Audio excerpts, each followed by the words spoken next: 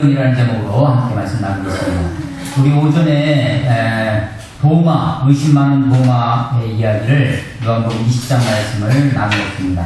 믿는 척 하지 말고 복되게 믿으라. 믿는 척 하지 말고 복되게 믿으라. 라고 했죠. 자, 우리가 어떤 의심이 일어납니다. 그 의심을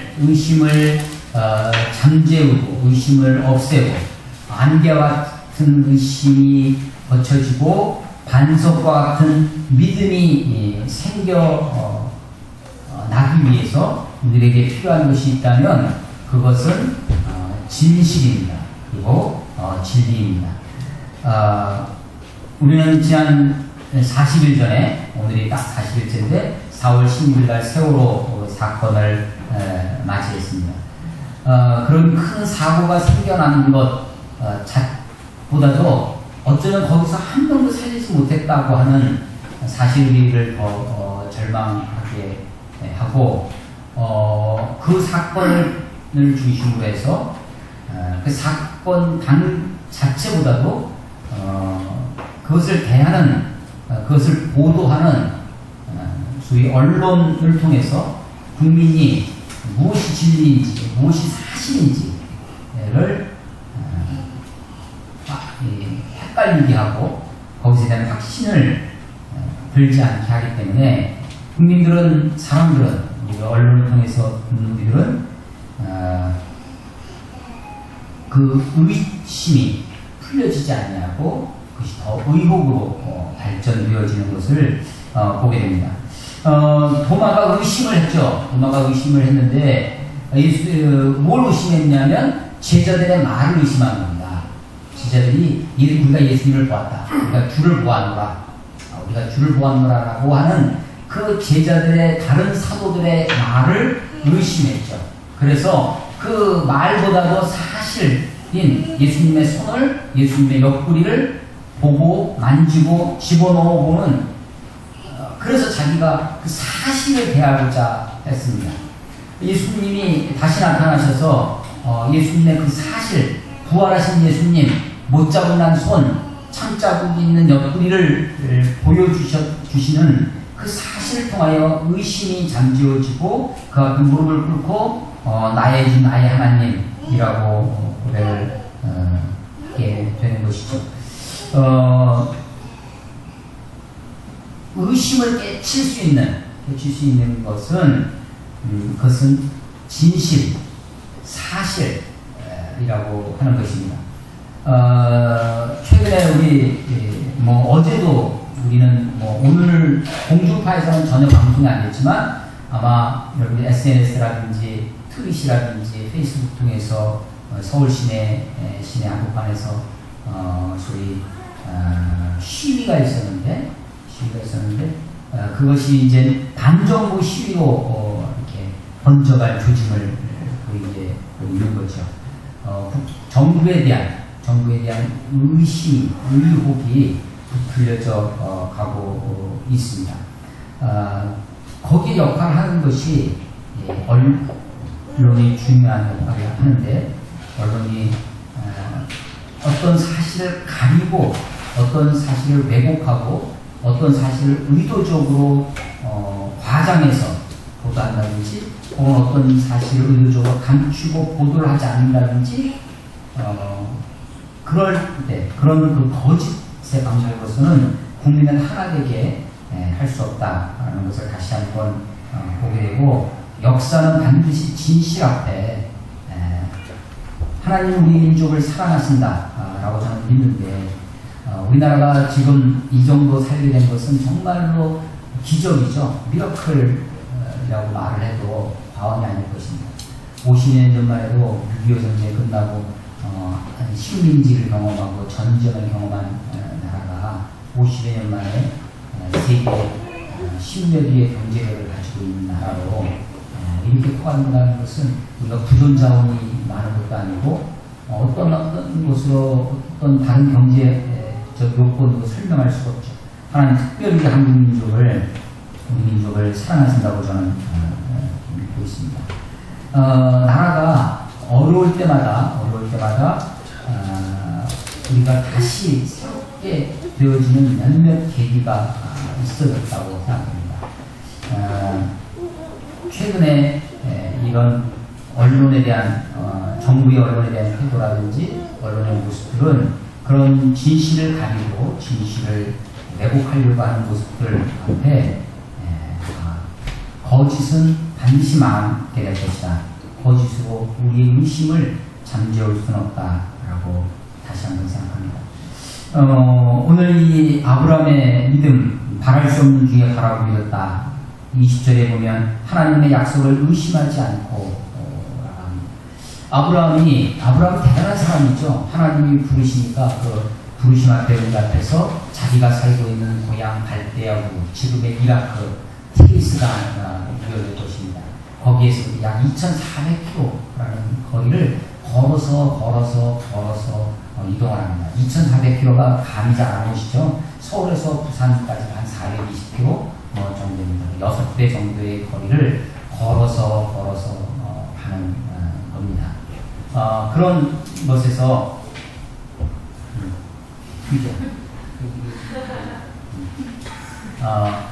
그 긴 거리를 걸어갑니다. 가나안 땅에 갔지만 사실은 자기는 자식이 하나 없는 것입니다. 하나님이 너로 하여금 큰 민족을 이루겠다고 말씀하셨지만 그것이 자기의 약속으로 견고한 믿음의 약속으로 그렇게 다가오지 않습니다. 그래서 아브라함은 타협을 하기 시작합니다. 가만 보니까 자식이 없어요. 보니까 자기 종들 중에 똘똘하고 아주 신실한 종이 하나 있습니다. 다메섹 사람 엘리에셀입니다. 그래서 이 종이나 내 양자로 드리겠다고 하나님께 이야기하죠. 그때 하나님이 아니다. 아브라함을 텐트 장막에서 데리고 나가십니다. 아마도 밤이었던 것 같습니다. 하늘을 바라보고 별들을 보면서 너희 이 뭇별처럼 이 자손이 그렇게 나눌 것이다. 라고 합니다. 아브라함이 그것을 믿었다는 거죠. 그리고 그 믿음을 의로 여기십니다. 그럼에도 불구하고 아브라함이 또 타협을 합니다. 그것은 자기 안으로부터 온 제안이었는데 아무리 기다려도 자식이 없으니까 내 이 애굽에서 데리고 온 이 여종 하갈을 통해서 당신이 아이를 낳으면 것 아니냐라고 합니다. 그래서 이 하갈을 통해서 아이를 낳는 게 이스마엘이 되는 거죠. 하나님이 이제 그 종이 아니라 네 몸에서 사라에게 네 몸에서 날 자가 라고 얘기를 했습니다. 아브라함은 계속해서 하나님의 약속을 가지고 약속을 완전히 포기하진 않았지만 중간중간에 타협합니다. 아니 처음에는 아브라함이 창세기 12장에 가나안에 왔지만 기근이라고 하는 상황 앞에 그만 가나안을 떠나서 애굽으로 내려갑니다. 애굽으로 내려갔는데 그때 자기 아내 사라의 미모 때문에 자기가 위협을 느끼죠. 그래서 자기 아내를 누이라고 거짓말합니다. 하나님은 그럼에도 불구하고 하나님이 하신 말씀, 자기 약속을 지키기 위해서 아브라함을 보호하십니다. 아브라함만 보호하신 것이 아니라 사라도 보호하시고 사라와 아브라함의 가족이 다시 애굽에서 나올 때는 소위 불로소득 아주 많은 양과 소와 오히려 이런 것들을 얻어서 나오게 됩니다. 하나님이 어디에 가든지 아브라함을 지켜준다고 하는 사실을 알게 되어집니다. 아브라함이 처음부터 완벽한, 완전한, 온전한 상태의 믿음을 아브라함이 가졌던 것이 아니라 아브라함은 하나님의 부르심에 응답하여 합니다. 중간중간, 순간순간 타협합니다. 그러나 하나님은 그를 다듬어 가시고 이끄셔서 결국 믿음의 조상에까지, 그 반열에까지 오르게 됩니다. 마지막에는 아브라함이 하나밖에 없는 아들을 번제로 바치라고 하는 하나님의 신앙 앞에도 흔들림 없는 아브라함의 모습으로 견고히 서가는 모습을 보게 됩니다. 믿음은 하나님 말씀, 진리에 대한 것입니다. 사실에 기초해야 그것이 참된 믿음이 되는 것이죠. 눈앞에 보이는 현실은 우리를 어렵게 할 수가 있습니다. 오늘은 19절에 보면 그가 100세나 되어 자기 몸에 죽은 것 같고 그리고 사라의 태가 죽은 것 같은 걸 알고도 현실은 눈앞에 보이는 현실은 100 액시던하된 죽은 것 같은 자기 몸입니다. 사라의 태가 죽은 것 같다고 하는 그 현실을 무시하는 것이 아닙니다. 현실 속에 살죠. 그런데 그 현실 앞에 직면하면서 우리는 타협하게 되었습니다. 그런데 아브라함이 그것을 알고도 믿음이 약해지지 않았다고 합니다. 믿음이 없어 하나님의 약속을 의심하지 않고 말씀으로 견고하여 졌습니다. 하나님이 우리들에게 어떤 말씀을 주실 때 처음부터 완벽한 상태의 말씀을 우리에게 통째로 다 주시는 것이 아닙니다. 우리의 믿음의 성장에 따라서, 우리의 믿음의 분량에 따라서 하나님의 말씀을 깨닫게 하시고, 하나님의 약속이 이런 것이었구나. 그래서 하나님의 이 말씀을 계시의 말씀이라고 할 때 그 계시의 말씀을 우리는 뭐라고 하냐면 점진적 계시라고 얘기를 하는 것이죠. 처음부터 하나님이 온전한 양의 것을 우리에게 주시는 것이 아니라 내가 성장함에 따라서 처음에는 아브라함, 그런데 너의 몸을 통해서 사라를 통해서 태어난다고 하는 점진적으로 우리의 그 약속을 더 분명히 알아가게 하시는 것입니다. 하나님의 말씀, 약속을 붙드는 신앙이야말로 참된 신앙이라 생각되어집니다. 바랄 수 없는 중에 바라고 믿어야 진정한 믿음이 될 것입니다. 내 후손이 이와 같으리라. 밤하늘의 별처럼 바닷가의 모래알처럼 네 자신이, 네 자손들이 그렇게 많이 될 것이다. 아브라함은 그의 생전에 그것을 보지 못하고 죽습니다. 그러나 지금 아브라함의 후손이라고 하는 소위 유대인들, 아니 이스마엘의 후손까지 하면 훨씬 더 많은, 정말 밤하늘의 별과 같은 바닷가의 모래알 같은 그렇게 많은 자손들을 하나님이 허락하고 계시는 것입니다. 의심을 떨쳐버리기 위해서 우리가 해야 할 일이 무엇입니까? 하나님의 말씀의 자리로 우리가 돌아가는 것입니다. 말씀을 견고히 붙드는 것이죠. 하나님의 말씀이 무슨 뜻인지 그 말씀을 곱씹어 보는 것입니다. 아브라함이 이는 내 후손이 이와 같이 하신 말씀대로 그 말씀을 붙들고 살아갈 때 우리가 비록 현실은, 우리의 삶은 어렵고 힘들고 우리를 헷갈리게 하고 우리를 어렵게 하지만 그럼에도 불구하고 우리를 하나님의 나라, 요동하지 않는 하나님의 말씀으로 우리를 견고히 하여 주시리라 믿습니다. 예수님께서 도마에게 못자국난 손, 참자국난 허리를, 옆구리를 보여주셨던 것처럼 예수님의 진리의 말씀 속에 예수의 그 십자가의 희생, 하나님의 사랑이 그 속에 있는 것을 보게 됩니다. 도마에게 여러 다른 것들을 보여주실 수 있었을 텐데 못자국난 손, 참자국난 허리, 어쩌면 이것이 기독교의 메시지의 중심에 있는 것 같습니다. 오늘 아브라함의 이야기를 읽으면서 바울은 24절 25절에 보면 의로 여기심을 받을 우리도 위함이니 곧 우리 주 곧 예수 우리 주를 죽은 자 가운데 살리신 이를 믿는 자니라. 예수를 믿는, 예수 우리 주를 살리신 그 하나님을 믿는 자들에게도 이 말씀이 동일하게 적용되어진다는 거죠. 예수는 우리가 범죄함 때문에 내 주님에게 내어줬다는 거죠. 그리고 또한 우리를 의롭다 하시기 위하여 살아나셨느니라. 기원전 2000년 전, 지금 약 4000년 전에 아브라함의 그 이야기가 거기서 끝나는 것이 아니라 예수 그리스도에게서 그 말씀이 다시 재현되어지고 있고, 그것을 믿는, 그 예수를 믿는 우리들에게까지 이 말씀이 그대로 적용되어진다는 것입니다. 예수는 우리 범죄함 때문에 내 주님이고, 그래서 우리가 아브라함의 의롭다 하심을 얻는 것처럼 우리도 예수 그리스도께서 나의 죄를 위해 죽으셨다는 사실을 믿음으로 우리도 그렇게 의롭다함을 얻을 수 있다라고 하는 것입니다. 그래서 바울은 이 로마서 4장에서 이신치, 믿음으로 말미암아 의롭다 하심을 얻는 그 교리를 3장에서 논리적으로 설명하는데, 그것을 실제 역사적 성경적 인물로 예를 드는 것이 4장의 아브라함인 것입니다.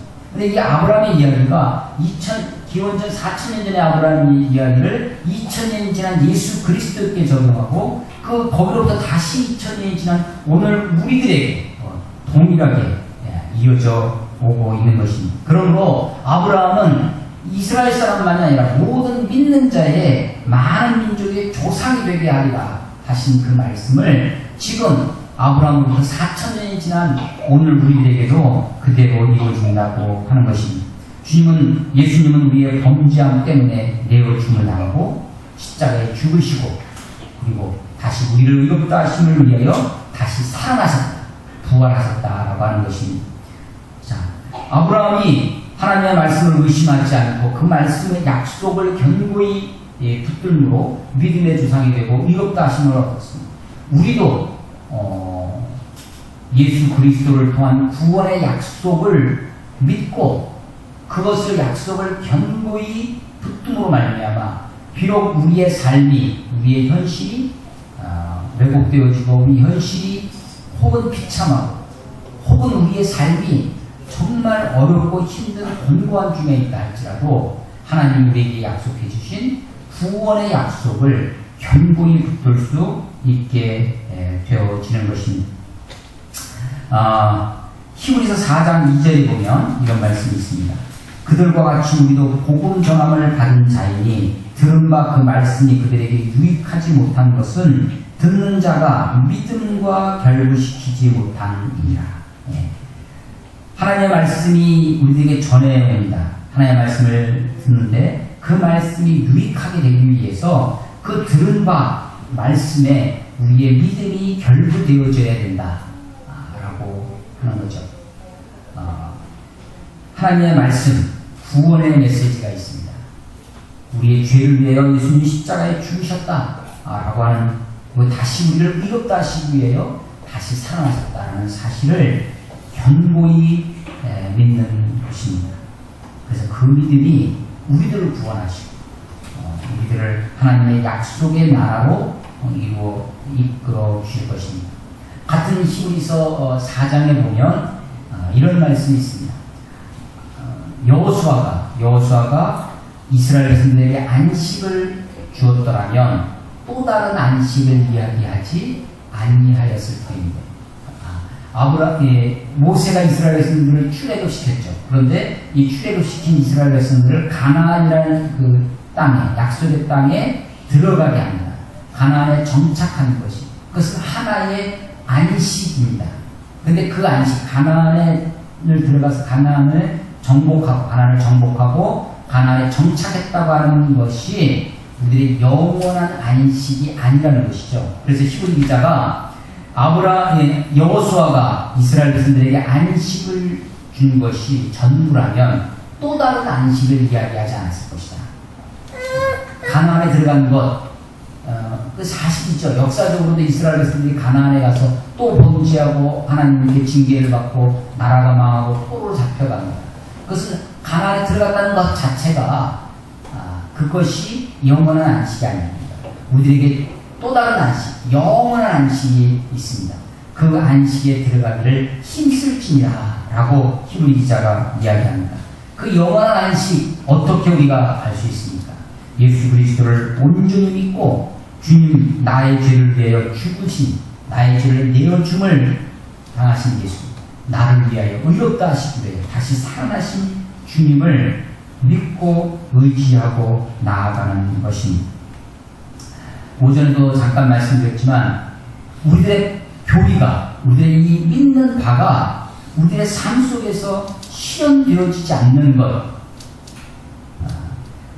종교개혁이 마틴 루터나 칼빈이나 스핑글이나 이런 사람들이 종교개혁을 했을 때 성공을 했습니다. 그런데 그것은 잘못된 교리를 바꿈으로써 되어졌죠. 그런데 지금은 교리보다도 같은 개신교 안에 우리 교회 안에 현대교회 한국교회 안에 교리가 문제가 아니라 윤리가 문제가 되고 있습니다. 하나님의 말씀을 받고 있지만 우리 현실의 삶 속에 계속되어진 타협과 계속되어진 그 말씀을 흐리게 하는 것들이 생겨나고 있는 것입니다. 우리가 끝까지 하나님의 말씀을 붙드는 사람이 되어야 하겠습니다. 아브라함을 하나님께서 부르시고 그를 계속해서 변화시키시고 그를 계속해서 훈련하시고 마지막까지 모리아산에까지 하나님이 아브라함을 시험하고 계신다는 사실을 우리가 마음에 새길 수 있었으면 좋겠습니다. 우리는 공식처럼 그렇게 많이 배웠어요. 한 번 구원, 영원 구원. 한 번 자녀, 영원 자녀. 한 번 하나님의 자녀가 되면 영원한 하나님의 자녀가 되는 것이다. 한 번 구원을 받으면 영원한 구원이 이루어지는 것이다. 라고 가르쳤죠. 물론 이것은 하나님의 신실하심, 하나님의 신실하심의 기초에서, 하나님의 신실하심의 기초에서 우리가 하나님을 자녀로 삼아주시면 그것을 우리는 성도의 견인이라고 하는 교리로도 가르칩니다. 하나님이 한 번 성도가 되게 하면 하나님이 그것을 끌고 하나님이 그 백성을, 하나님의 성도를 끝까지 하나님의 나라까지, 그래서 칭의를 받은 백성이 성화를 거쳐서 영화에 이르는 그 과정 속에 하나님이 신실하게 일하실 것이다 라고 하는 것입니다. 그런데 하나님은 아브라함의 역사를 보시면 때에 따라 그를 시험하시고 그를 훈련하시고 다루시고 그때 모습을 보게 되어집니다. 한번 예수 그리스도를 믿은 우리들이 말씀을 굳건히 붙잡고 현실의 삶 속에서 흔들림 없이 의심하지 아니하고 말씀 앞에 자기 자신을 계속해서 드리는 그 믿음을, 그 약속을 붙들고 살아가는 저와 여러분이 되어서 정말로 바울이 얘기하는 것처럼 두렵고 떨리는 마음으로 너희 구원을 이루라 라는 말씀이 우리의 삶 속에서 온전히 이루어지기를 주의 이름으로 축원합니다. 기도하겠습니다.